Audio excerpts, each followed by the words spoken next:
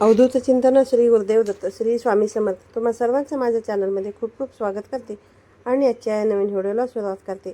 दिनांक 3 नोव्हेंबर 2024 रोजी आलेले आहे भाऊबीज आणि या भाऊबीजेच्या दिवशी आपल्याला भावावरून एक वस्तू उतरवून टाकायची आहे। ही वस्तू कोणती आहे आणि पुढे या वस्तूचं आपल्याला काय करायचं आहे याबद्दलची सविस्तर माहिती मी तुम्हाला आजच्या या व्हिडिओमध्ये देणार आहे, त्यामुळे व्हिडिओ स्किप न करता शेवटपर्यंत पहा। तर बघा, दिवाळी 5 दिवसांचा सण भाऊबीजेच्या सणाने समाप्त होत असतो आणि भाऊबीज हा सण बहीण आणि भावामध्ये स्नेह आणि प्रेमाचे प्रतीक निर्माण दृढ होण्यासाठी हा सण साजरा केला जातो। दिवाळीच्या 2 दिवसांनी म्हणजेच कार्तिक महिन्यातील शुक्ल पक्षाच्या दुसऱ्या तिथीला आपण भाऊबीजेचा सण साजरा करत असतो। यंदा दिनांक 3 नोव्हेंबर 2024 रोजी आपण भाऊबीज साजरी करणार आहोत।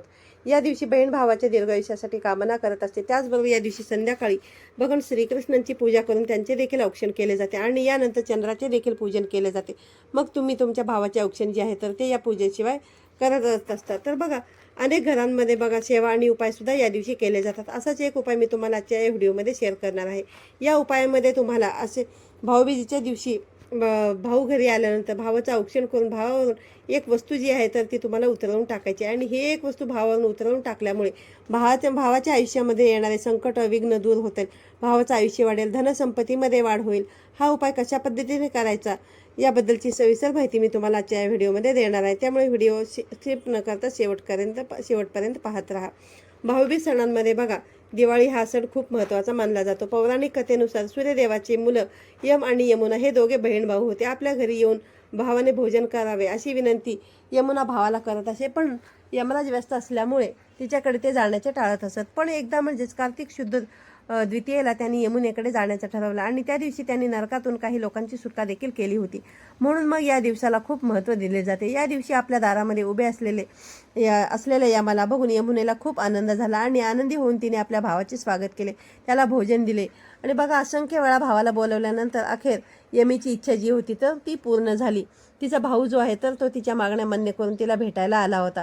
दुपारच्या जेवणानंतर बहीण यमुनेने भावाच्या कपाळाला तिलक लावून त्याच्या दीर्घायुष्यासाठी प्रार्थना केली, म्हणूनच भाऊबीजेच्या दिवशी भावाचं तिलक करण्याची प्रथा सुरू झाली। त्याचबरोबर या दिवशी काही उपाय देखील केले जातात। हे उपाय बघा, तुम्हाला वर्षातून फक्त एकदाच करता येतात आणि ते देखील भाऊबीजेच्या दिवशीच करता येतात, त्यामुळे व्हिडिओ तुम्हीच पूर्ण बघा जेणेकरून तुम्हाला सुद्धा हा उपाय करणे शक्य होईल। सगळ्यात पहिला उपाय जो आहे तर तो तुम्हाला करायचा आहे तो म्हणजे बघा, आजच्या दिवशी वह्या आणि तुम्हाला पेन खरेदी करायचे आहेत। वर्षभरासाठी लागणार आहे म्हणा, किंवा अगदी 2 ते 4 वह्या आणि पेन तुम्ही खरेदी करून आणायचे आहेत आणि आणल्यानंतर त्याची तुम्हाला सर्वप्रथम पूजा करायची आहे, हळदी कुंकू अक्षता व्हायचे आहेत। त्यानंतर तुम्हाला ह्या वह्या आणि पेन तुमच्या कामासाठी वापरायला सुरुवात करायची आहे। विद्यार्थ्यांनी बघा, या दिवशी खरेदी केलेल्या वह्या आणि पुस्तके वापरल्या तर त्यांना पुढच्या परीक्षेमध्ये यश मिळते, किंवा मग तुम्ही तुमच्या कामासाठी ह्या जरी वह्या वापरल्या तर त्या कामांमध्ये तुम्हाला यश नक्कीच मिळते। इतकं महत्त्व या वही आणि पेनाच्या खरेदीला आजच्या दिवशी दिलं गेलेलं आहे। त्याचबरोबर तुम्ही बघा, जर महत्त्वाच्या कामासाठी बाहेर जात असाल आणि तिथे सुद्धा तुम्हाला बघा सही करायची असेल, तेव्हा देखील तुम्ही हे जे पेन आहे ते पेन तुम्ही सही करण्यासाठी घेऊन जाऊ शकता आणि या पेनाने जर तुम्ही सही केली तर तुम्हाला त्या कामामध्ये निश्चितच यश मिळते आणि ते तुमचे काम सिद्ध होते अशी देखील मान्यता आहे। त्यानंतरचा दुसरा जो उपाय आहे तर तो म्हणजे बघा, या उपायासाठी आपल्याला आजच्या दिवशी तुळशीच्या रोपाची 11 पाने तोडायची आहेत आणि ही पाने तोडल्यानंतर तुम्हाला ती स्वच्छ धुवून घ्यायची आहेत आणि त्याचे तुम्हाला बारीक कट करून घ्यायचे आहेत आणि हे कट केलेली जी तुळशीची बारीक बारीक पानं आहे ते तुम्हाला तुमच्या पिठाच्या डब्यामध्ये टाकायचे। मग ते तुमचं गव्हाचं पीठ असेल, बाजरीचं असेल किंवा ज्वारीचं असेल, त्या डब्यामध्ये तुम्हाला थोडी थोडी तुळशीची पानं जी आहेत ना तर ती टाकायची आहेत। त्यानंतर बघा, या पिठाचे तुम्हाला पोळी किंवा भाकरी बनवायला तुमच्या घरामध्ये सुरुवात करायची आहे।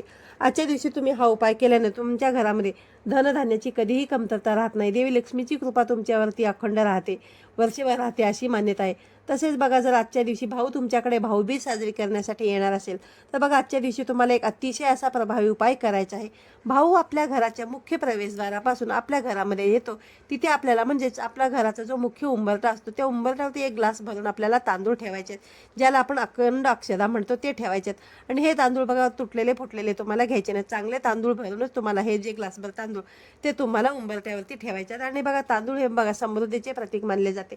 ज्यावेळेस बघा आपण भावाकडून हा उपाय करून घेतो ना, त्यावेळेस आपल्या घराची सुद्धा भरभराट होते असे म्हटले जाते।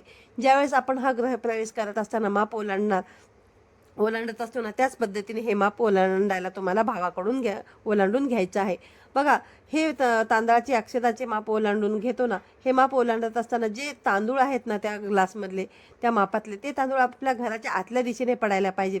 या रीतीने ते भावाला तुम्हाला ओलांडायला सांगायचं आहे.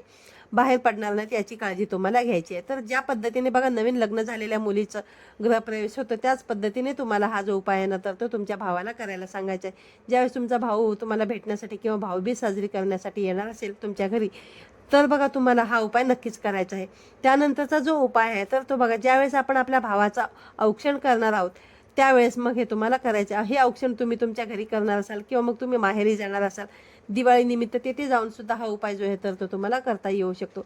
आणि हा उपाय करण्याचं कारण म्हणजे, जर बघा भावाला तुमच्या कोणत्याही कार्यामध्ये यश मिळत नसेल, जसे की नवीन कार्याची सुरुवात केली आणि त्या नोकरी व्यवसायाच्या ठिकाणी त्याची म्हणावी तशी प्रगती होत नसेल, भरभराट होत नसेल, किंवा मग व्यवसायाच्या ठिकाणी आर्थिक तोटा जो आहे तर तो सहन करावा लागत असेल, धनप्राप्तीचे योग जुळून येत नसतील, त्याचबरोबर भावावरती बघा वारंवार संकट विघ्न येत असतील, भाऊ सतत आजारी राहत असेल, तरी देखील हा उपाय तुम्हाला करायचा आहे. यासाठी तुम्हाला काय करायचं आहे की संध्याकाळी दिवे लागण्याच्या वेळेस, ज्यावेळेस आपण आपल्या भावाचं औक्षण करत असतो, त्या बघा यामध्ये तुम्हाला करत असतो त्यावेळी तुम्हाला पाठ मांडायचं आहे आणि मस्त अशी सुंदर अशी रांगोळी देखील तुम्हाला पाटाभोवती काढून घ्यायची आहे आणि त्या पाटावरती तुम्हाला भावाला बसायला सांगायचं आहे.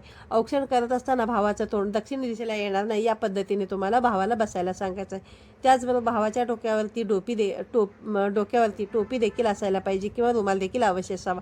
रिकाम्या डोक्याने औक्षण जे आहे, बोडक्या डोक्याने म्हणतात ना, तर ते करायचं नसतं. सर्वप्रथम आपल्याला आपल्या भावाचं औक्षण करून घ्यायचं आणि त्यात बघा औक्षणाच्या ताटामध्ये काही महत्त्वाच्या वस्तू घ्यायच्या आहेत, ज्यामध्ये बघा आपल्याला 4 अखंड मिरी घ्यायच्या आहेत, त्यासोबतच 4 फुल असलेल्या लवंगा घ्यायच्या आहेत आणि 4 अख्खे उडीदसुद्धा या ठिकाणी तुम्हाला घ्यायचे आहेत. उडदाची डाळ तुम्हाला या उपायासाठी वापरायची नाही आहे. आणि भावाच्या डोक्यापासून ते पायापर्यंत आपल्याला 7 वेळा ते गोलाकार पद्धतीने ओवाळून घ्यायचे आहेत. तुम्हाला जर 2 भाऊ असतील तर त्या वेगवेगळ्या वस्तू घेऊन तुम्हाला या 2-3 वस्तू घेतलेल्या वस्तू त्या 7-7 वेळा तुम्हाला तुमच्या भावावरून उतरवून घ्यायच्या आहेत. त्यानंतर तुम्हाला तुमच्या घराच्या बाहेर जायचं आहे आणि घराबाहेर या वस्तू तुम्हाला फेकून द्यायच्या आहेत. आणि हा उपाय करत असताना ते कोणाचे पायाखाली पडणार नाहीत किंवा कोणाकडून तुडवले जाणार नाहीत याची काळजी तुम्हाला घ्यायची आहे. त्यामुळे बघा एखाद्या झाडाखाली तुम्ही हे टाकून देऊ शकता, ज्या ठिकाणी किडे मुंगी कीटक येऊन हा केलेला तुमचा उतारा खातील. आणि या उपायामुळे बघा इतरांना अपाय व्हायला नको, इजा व्हायला नको याची काळजी आपल्याला घ्यायची आहे.